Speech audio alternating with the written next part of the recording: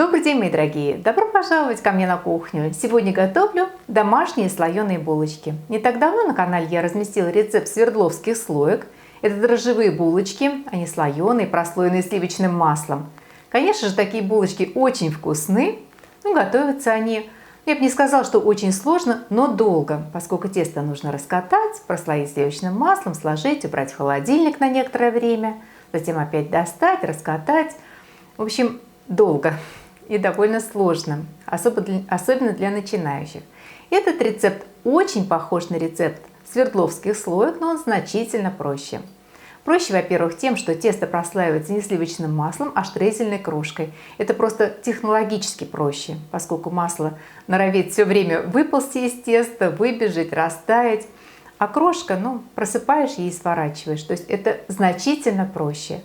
Ну и, конечно же, не нужно убирать тесто в холодильник, его охлаждать. Можно сразу раскатать, просыпать штрезельной крошкой, свернуть, нарезать. И готово. А булочки получаются просто замечательные.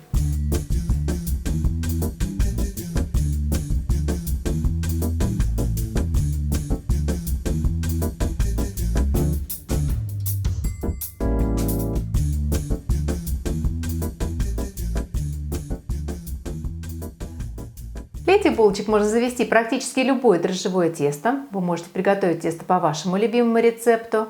Причем тесто не обязательно должно быть очень сдобным. В просыпке у нас штрезельная крошка, в ее составе много сливочного масла, много сахара. Тесто может быть и попроще. Но я буду заводить тесто по своему любимому рецепту. Для теста я возьму 6 граммов сухих, моментальных или инстантных дрожжей. Это у меня специальные дрожжи для выпечки. И 50 мл теплой воды. Засыпаем дрожжи в воду и даем некоторое время постоять, чтобы дрожжи растворились. 70 грамм жира, у меня это 40 грамм сливочного масла и 30 грамм растительного масла. Слегка нагрею, чтобы сливочное масло растопилось. Сюда же волью 200 мл теплого молока, добавлю 70 грамм сахара, пол чайной ложки соли и размешаю, чтобы соль и сахар растворились. Возьму для теста одно крупное куриное яйцо. Его слегка разболтаю вилочкой. Просею 500 граммов муки. Соединяем все подготовленные жидкие ингредиенты. Молоко, яйцо, дрожжевой раствор.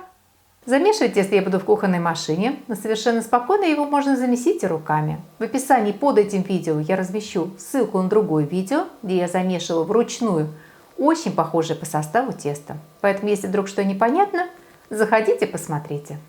Все подготовленное я сложу в кухонную машину. Муку, сдобу.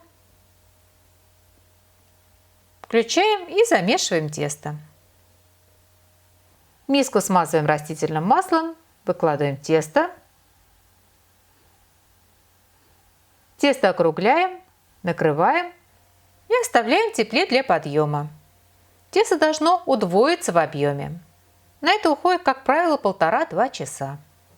Для штрезельной крошки я смешаю 120 грамм муки, 150 грамм сахара, добавлю 100 грамм холодного нарубленного сливочного масла и все перетру в крошку.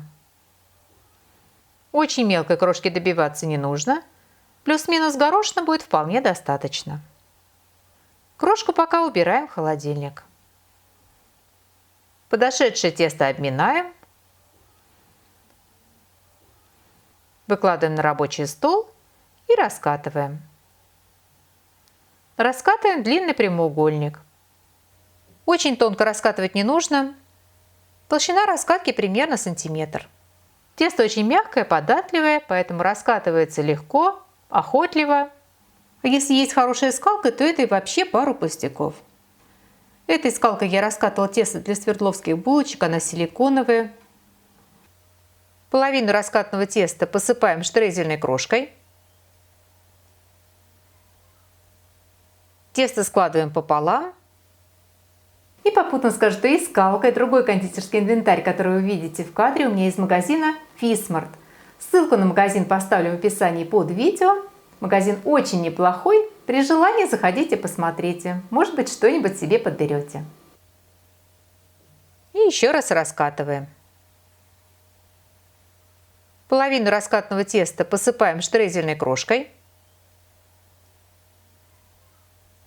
Опять тесто складываем.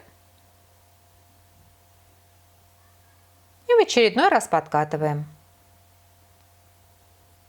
Я в третий раз просыплю половину теста штрезельной крошкой. Еще раз тесто сложу. И еще раз его подкатаю.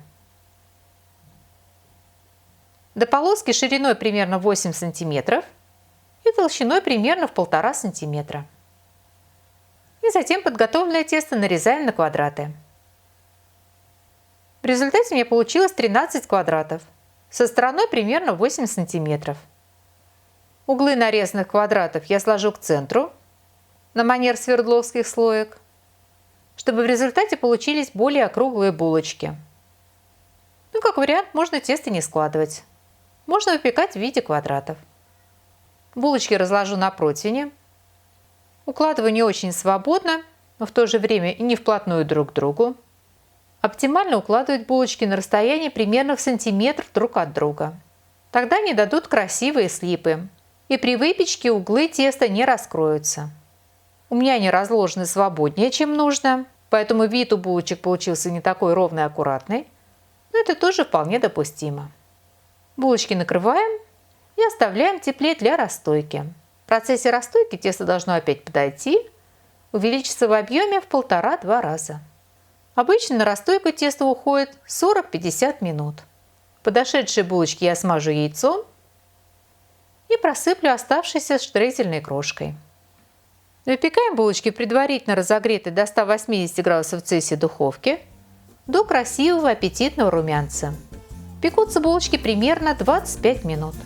И вот такие красивые, аппетитные, слоеные и очень вкусные булочки получились в результате. Они легкие, воздушные, пушистые, слоеные на разломе. При желании булочку даже можно легко разобрать на отдельные слои.